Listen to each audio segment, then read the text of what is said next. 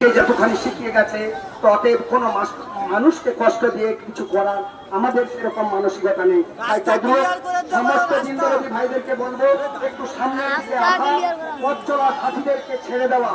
কারণ সেই পথ চলা সাথীদের যাবে, তাদেরকে কষ্ট দেওয়ার আমাদের কোনো মানসিকতা নেই।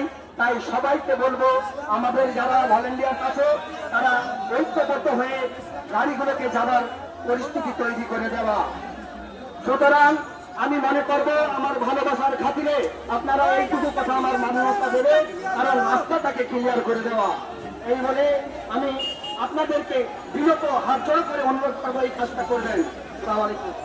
রাস্তা ক্লিয়ার করো।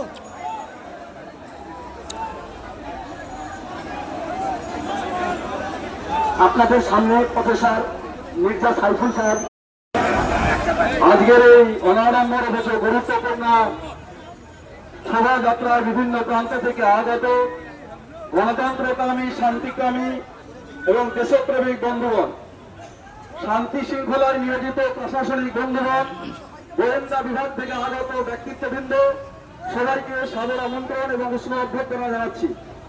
আপনারা জানেন যে ভারতবর্ষের আসীন ফ্যাসিস্ট একনায়কতন্ত্রী অগণতান্ত্রিক একটি পুঁজিপতিদের দালাল সরকার চলছে। এই দালাল সরকারের একমাত্র উদ্দেশ্য হচ্ছে